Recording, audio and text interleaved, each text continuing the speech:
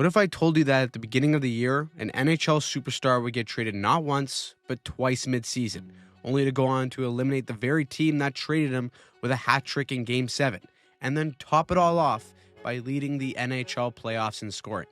You'd probably say that I'd be nuts, and you'd be right, except this player is Mikko Rantanen. After contract disputes led to one of the most shocking trades we've seen in a long time, the narrative immediately turned sour. Fans and analysts called him overrated, a McKinnon merchant, and even questioned if he was worth the money. But Rantanen's response ever since arriving in Dallas has been a revenge tour for the ages. In one of the most insane postseason runs that is making NHL history, let's take a deeper look into how Mikko Rantanen has become a problem for the NHL playoffs. In these playoffs, we've seen Mikko Rantanen at his best. Individually, Mikko's game is one that has become an unbelievable fit with the style that Dallas wants to execute. First, let's look at Mikko's game individually. At 6'4", Rantanen is a unicorn player that brings size and elite skill. He's not the fastest skater on the ice, but his ability to read and process plays allows him to dictate the game at his pace. In Colorado, he thrived by complementing their overwhelming team speed. Not because he was fast, but because he could think and play fast. His timing away from the puck was easily his best asset. Dallas, as a whole, may not be as fast as the Colorado Avalanche, but Rantanen still leverages the speed of his teammates better than almost anyone in the league. Take this play here. Watch him almost work into a glide or a shuffle mechanic to wait for his center to get through the neutral zone and gain the blue line with possession. The slight delay in his speed almost puts him just behind the play, but that's exactly where Rantanen wants to be most of the time. It's kicked out wide and instantly, Rantanen delays to attack the space that Steele, his centerman, has claimed with all his speed.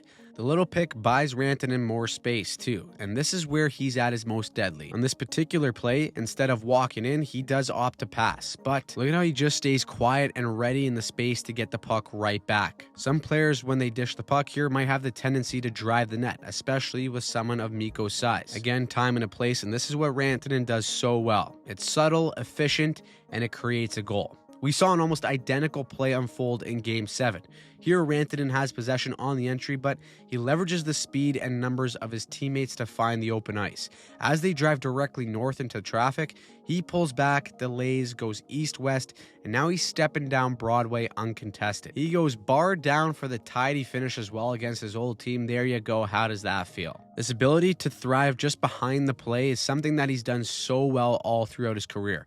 With McKinnon as his center, Rantanen was the nuclear east-west option, while McKinnon would make defenders sweat in fear of being burned wide. Rantanen, better than anyone else, knew how to exploit these gaps, and in Dallas, he's doing the exact same with a player like Roope Hintz. Hintz obviously isn't the same caliber as McKinnon, but they both possess game-changing speed in the middle of the ice that Rantanen can use masterfully. This connects the dots perfectly with how well Mikko fits within Dallas' system. For a few years now, the Dallas Stars have loved to use the flyout play to stretch the ice and create space underneath in their own zone. Basically, this is a set breakout play when one or two wingers anchor the far offensive blue line to get both opposing defenders to back up.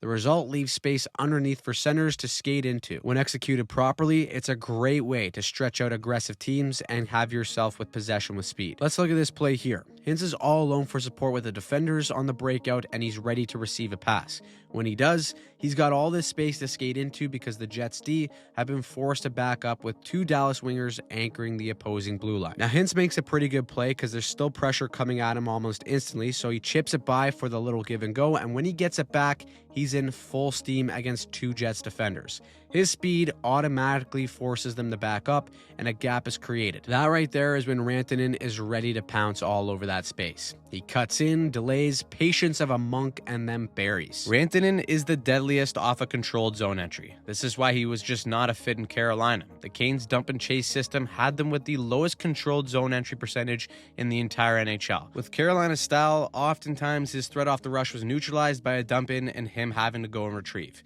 In Dallas, similar to Colorado, he's got the green light to hold on to pucks and use his skill to make a play. That's not to knock Carolina's system, by the way. They're having plenty of success, but it just goes to show that even with the most talented players, they can't reach their full potential if they aren't put within a system that allows them to thrive. But in the playoffs, space is limited. Yet in Dallas' system, he has the flexibility to hold on to pucks in these tight pressure situations. Again, what makes Mikko such a great fit is that he has the frame that allows him to eat pressure to make a play. Here, Rantanen isn't anchoring the blue line, but his former captain Gabriel Landeskog is all over him on the half wall. He eats the pressure, absorbs the contact, and then funnels it out to the middle to Hintz in full flight. You can chalk that up as another assist for Rantanen. Same game, Rantanen does it again, but he's the anchor this time.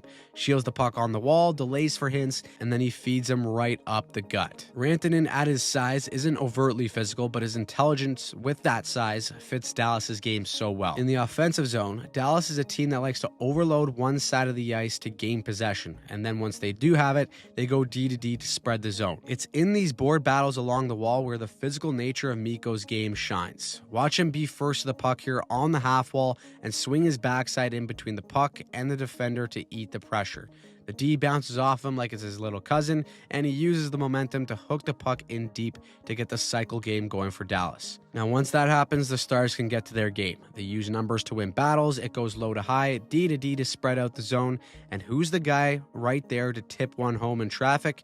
You bet your ass it's Mikko Rantanen. This type of board work and physicality was a natural fit from day one where Rantanen arrived in Dallas, but with the physical nature of the playoffs, it has only highlighted how well he's been able to make plays under duress. Another area in which Rantanen's skill set fits perfectly is on Dallas's power play. The Dallas Stars play a 1-3-1, and their bread and butter is the down low and across one-timer. However, on any power play, you need an orchestrator. Similar to Eichel on the half wall in Vegas, Mikko is now that to Dallas. Now, what makes a great power play orchestrator are the subtleties. On the Game 7 winning goal, the most important piece here is Duchesne motioning down from the point to the goal line. So, Rantanen defers to his defenseman to keep killers occupied, while Duchesne slips down low into position. When he's there, Mikko knows it's go time. Even though it's as simple as a pass, having the awareness to hold off, play pitch and catch with the D to keep killers moving, is that type of poise and understanding of structures that makes this type of set play work, especially because they know it's coming. In Game 5, they caught Colorado by surprise, and it's as simple as Rantanen's head and eye positioning. His body language here sells past to the cross seam. Killers buy it, and then he throws it down low, no look, for the set play that they want. Dallas's power play was already lethal without Mikko Rantanen, but with him, they have the flexibility and options to run whatever they want. From being traded twice in one season to having a straight-up revenge run and knocking out your former team out of the playoffs, Rantanen has been dominating in a way that differs than we see from most superstars. It isn't fancy or overly flashy, but it's highly intelligent, and it's allowed him to make NHL history in the process. As it stands right now, Mikko Rantanen is the odds-on favorite to win the Conn Smythe Trophy if Dallas somehow finds a way to the Cup. There is still a ton of hockey that needs to be played, but based on what we've seen, Mikko Rantanen has been a problem for his opponents in these playoffs. And if it continues, he may cap off one of the wildest trades we've ever seen in hockey with a Stanley Cup.